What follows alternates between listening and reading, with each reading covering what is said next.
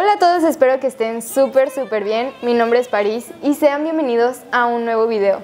Hoy nos encontramos en un lugar muy diferente y es que estamos en Nueva York en una tienda que se llama 24 y hoy tengo a una invitada muy especial porque también es una creadora de contenido de sneakers y hoy les vamos a estar hablando un poco sobre sus sneakers y cómo empezó con esto.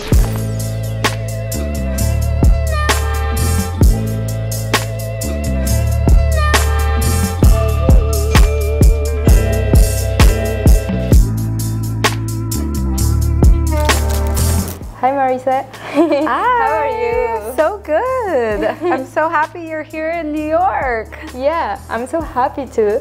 So, can you tell us about how did you start with the content creation of sneakers? I started during COVID when I was shopping because I was obviously out of work. Also broke, but really wanted a brand new pair of sneakers during that time frame, and I was looking and I couldn't find any women on the YouTube space really that I could relate to. It was mainly men with very hairy fuzzy legs showing kicks, and that's when I got the idea that maybe I should start a YouTube channel involving a female as a personality, but I also wanted to give my twist of styling and intermix that into my content. Yeah, and I have seen that. It's amazing, your style. I like it. And also you do an amazing reviews. I really like them. So how did you get all of that sneakers? There are a lot. It took some time. When I first started the channel, it was very hard for me to get Jordans. The only thing I was able to really start the channel with was Yeezys, so that was kind of the first, I would say, brand that I was creating content around, and then I started to slowly expand and I gained a community that would actually help me. Of course, over the years, I've become very close with a lot of the brands, Jordan brand, Adidas, Nike, you name it. So that is pretty much kind of, I think, how my journey started with having just a few pairs, but now I'm definitely in a very good position where I have more than I need. You were a collector before you make that content, or? Yeah, so I would say my dad was actually the first generation of collectors. He ran track in the 80s with Carl Lewis, Flojo the Great, and the Joanie Cursors, which are some of like the biggest track stars of our time. And at that time, Nike was just coming out with all of these different products. And so my dad would actually get shipped boxes and boxes. I'm talking like hundreds of pairs of sneakers a week. Whoa. To the point where he actually found out his coach was like stealing some of them and like selling them. And he would come home with all these things and I was just like, wow, this is so cool. I want to be like this one day when I grow up. But fast forward, I was an athlete as well. I played volleyball in college here in the States. And so of course I've lived in sneakers. When you're an athlete, all you want to it's so do, important. Right? So important. You want your feet to be comfy. I would say my very first sneaker that was very special to me was not a hype brand. It was Mizuno, which is actually making a comeback this year. They're bringing some hype product with their brand. And at the time, like I had to get a waitressing job to pay for this shoe. And so that sneaker was kind of like the start, I think, of this addiction, but mainly because I had to work so hard to secure that pair. My very first Jordan actually came from the outlet mall.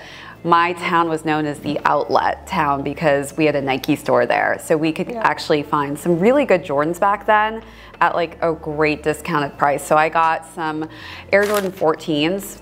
That was your first My Jordan? very first Jordan ever. But that was kind of me first dabbling into Jordan brand. It was the first time I could actually afford it. Like I had Adidas Superstars. That was kind of around the price point max that my mom was like, okay, this is it. This is all you can buy. I'm like, but the Jordans are so much better, Mom. Yeah, 3 times the price point. But it's worth it. Exactly. And right now, what's your favorite sneaker? That is a difficult one. I feel like I almost would have to go through each category of brands at this point because I like them in different ways, whether it's like the comfort, the look, the appeal of the sneaker itself. But I would say my favorite brand right now to wear is 100% New Balance. I find myself just always wearing them in a city like New York. As you probably know, you walk so much out here. I would say either the 2002R or 990 V3. I'm really loving though the 990 V6, which is their newest model that they've come out with in the 990 series. Amazing. It's like walking on clouds basically. New Balance, it's a great brand. Yeah. Yes. And what's the most exclusive that you own right now?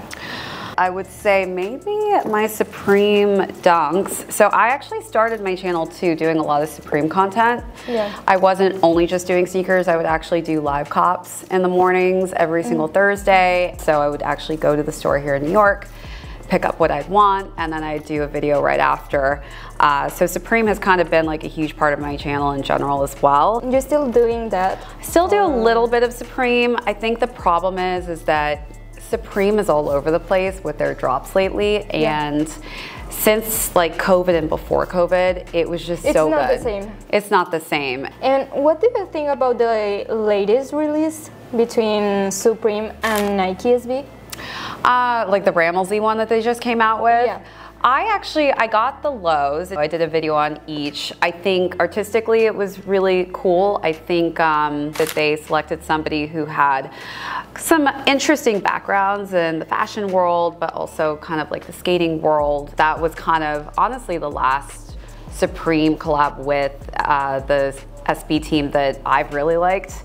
It's one of those, you always hope to see something and then you never do. With Supreme, they always give you like the polar opposite. I'm hoping that things turn around a bit more and we start seeing, you know, things that excite us. And I think that's the frustrating part with Supreme is things haven't been exciting. And so people haven't been as enthused to go after their releases. Like the same.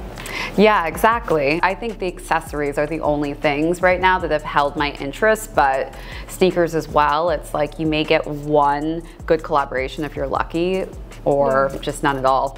This was the Tiffany Air Force One release, and I'm so mad because I really wanted the Dubray that was the sterling silver, but it's one of those afterthoughts where you're like, oh, do I need it? And then you realize like, I really should have gone after it. And that was the afterthought where it was way too late. And it's embarrassing going to Tiffany's trying to explain to them like, oh, do you have this thing that goes on a sneaker? They're like, what? We sell jewelry here. We don't sell things like that. But I still love this. This has kind of become just one of my, I think, really dressing up sneakers that I like to go out and wear something nice. Or the States, you probably know, it's what Breakfast at Tiffany's is, you know, the movie that every girl dreams. You know, she could be like Audrey Hepburn, and I was always a fan of the movie, so this was super sentimental and was just very fortunate and lucky to get this. I honestly don't know a lot of people who were able to snag a pair of these. Did you pay resale? No, I got these for retail. Okay, yeah, I won these off of a raffle. So, you know, it's just the luck of the draw, unfortunately. But I always tell people just enter as many raffles as you can, like do whatever you can. Can you tell us about your sneakers that you are wearing today? Yeah, so this is a women's exclusive. These are the new satins this year that everybody has been really looking forward to. But I think they're finally, I feel like, really just understanding the color variations that we want to see. And of course, like a good color scheme like this. You have to get a pair of these, Paris. This is something that you definitely need to add to your collection. I don't know if you've noticed, but Jordan Brand has been pumping out women's exclusives left and right. I like that. Right? I'm like, I'm okay with it. At some point though, I'm like, whoa, like I can't believe how many you're giving us. It's like 2 to 3 a week at least. Well, thank you for this interview. Yes. I'm so happy we finally got to meet. You're amazing. You're really killing it out there, and it's just so nice and refreshing to see another female, but also who can speak 2 languages. I try. No, you are amazing. Thank you. Me encantó tener de invitada a una mujer con tan buen contenido. Los invito a checar las redes sociales de ShadeTV y si alguna vez quieren ver un review de algún par, seguro en el canal de Marissa lo pueden encontrar. Bueno, espero que les haya gustado mucho este video, que fue un poco diferente porque lo vimos en otro idioma. De verdad estoy muy feliz de estar aquí con Marissa. Y pues bueno, si les gustó este video, no olviden dejar su like, su comentario, suscribirse y pasarse por mis otras redes sociales como lo son TikTok e Instagram, porque todos los días subo contenido nuevo y muy bueno.